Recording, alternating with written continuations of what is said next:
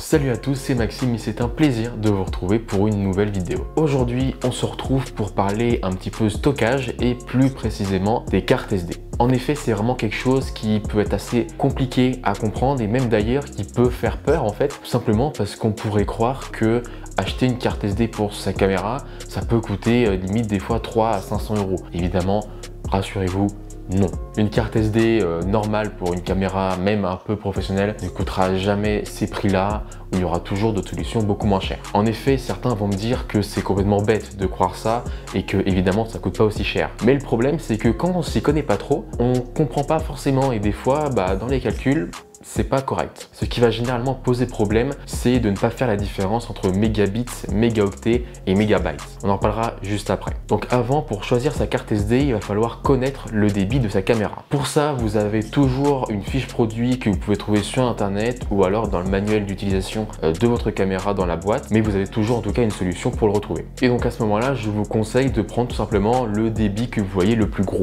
Après ça, donc on en revient aux mégabits, mégabytes et mégaoctets. Il va falloir en faire la différence. Donc en effet, 1 mégaoctet est égal à 1 mégabyte. Mégabyte avec un grand B. Mais en revanche, 1 mégaoctet ou mégabyte est égal à 8 mégabits. Car 8 bits c'est égal à 1 octet en informatique. Une autre chose qu'on va pouvoir aussi retrouver sur les cartes SD, ça va tout simplement être les V. En effet, il y en a 3, V30, V60 et V90. Évidemment, plus le chiffre est grand, plus c'est cher, c'est normal. Le chiffre qui apparaît après V est le nombre de mégaoctets ou mégabytes garanti par le constructeur. C'est-à-dire que si j'ai une V30, la capacité d'écriture de la carte SD ne pourra jamais descendre en dessous de 30 mégaoctets ou mégabytes par seconde. Et après, il y a toujours un autre chiffre sur la carte SD du débit d'écriture qui donc là va être le maximum. En effet, sur ma carte SD, il y a marqué V60, mais il y a aussi marqué sur la fiche produit jusqu'à 180 mégaoctets par seconde, c'est-à-dire que le débit d'écriture est entre 60 et 180 mégaoctets par seconde. On va également y retrouver des classes, par exemple classe 10 ou alors des U, comme par exemple U3 sur celle-ci, mais en fait c'est un peu d'autres équivalents en fonction de nos connaissances comme les V. Donc au final on va pas trop en parler car je trouve, en tout cas à mon sens, que les V c'est vraiment ce qu'il y a de plus utile à connaître. Autre chose qui peut un petit peu déstabiliser lorsque vous comptez acheter une carte SD, ça va être la différence entre UHS-1 et UHS-2. Justement sur ma carte c'est une UHS-2 et on voit qu'il y a en fait plus de connecteurs de pins sur cette carte là, ce qui fait donc que le débit d'écriture est augmenté. Donc une UHS-1 a moins de débit qu'une UHS-2. Maintenant, une autre grosse erreur à faire attention, c'est en fait la différence entre lecture et écriture. En effet, sur ma carte SD, il y a marqué en gros 270 mégabytes par seconde. Tous les constructeurs le font, mais ça c'est en fait la vitesse de lecture, c'est-à-dire la vitesse lorsque vous allez écrire sur un autre support de stockage. Après, autre chose importante mais que tout le monde connaît, ça va être évidemment la taille du stockage évidemment. Donc moi en l'occurrence j'ai une 64 Go, ça va dépendre de votre débit pour calculer tout simplement quel temps vous aurez avec chaque carte. Moi dans mon cas, ma caméra a jusqu'à 470 je crois mégabits par seconde, mais aussi possède deux slots de carte SD, donc j'ai tout simplement acheté deux et si je sais que je vais avoir un long tournage, je vais tout simplement mettre sur l'une puis automatiquement passer sur l'autre. Maintenant que j'ai expliqué tout ça, pour être sûr que vous ayez bien compris et que vous puissiez choisir votre carte SD, on va tout simplement prendre un exemple que vous allez pouvoir suivre avec moi. Donc par exemple, si je vais sur la fiche produit d'une caméra et que par exemple c'est marqué que le maximum est de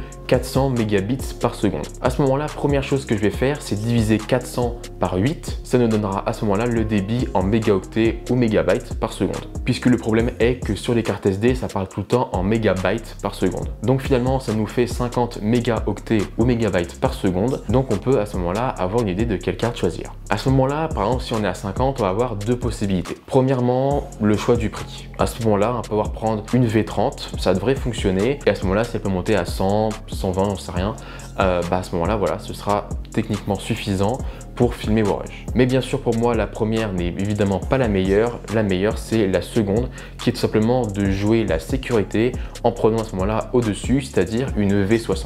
Donc une V60, pour rappel, ça signifie que le débit en mégaoctets par seconde ne peut pas baisser en dessous de 60 mégaoctets par seconde. Car si la vitesse d'écriture qui est envoyée par la caméra est plus haute que la capacité de la carte SD à un moment X, car il faut savoir que que la capacité de la carte SD peut varier durant l'enregistrement, et bien si ça arrive au-dessus, à ce moment-là, vous risquez tout simplement d'avoir des artefacts ou de corrompre le rush ou plein d'autres choses comme ça qui vont vraiment être problématiques. C'est pour ça qu'il faut donc s'assurer, pour sécurité, de toujours avoir suffisamment de capacité d'enregistrement sur la carte SD. Donc à ce moment-là, on choisit plutôt une V60. Après, bien sûr, la question des gigas qui va se poser. C'est sûr que si vous avez effectivement un seul slot de carte SD, oui, une 128 c'est juste le minimum je pense. Et après sinon, pourquoi pas avoir sur une 64. Moi c'est le choix que j'ai fait parce que à la fois ça peut permettre de coûter un peu moins cher, mais aussi car faut pas mettre ses œufs dans le même panier. Autant avoir plusieurs cartes SD, quitte à changer, ça prend quand même très peu de temps et comme ça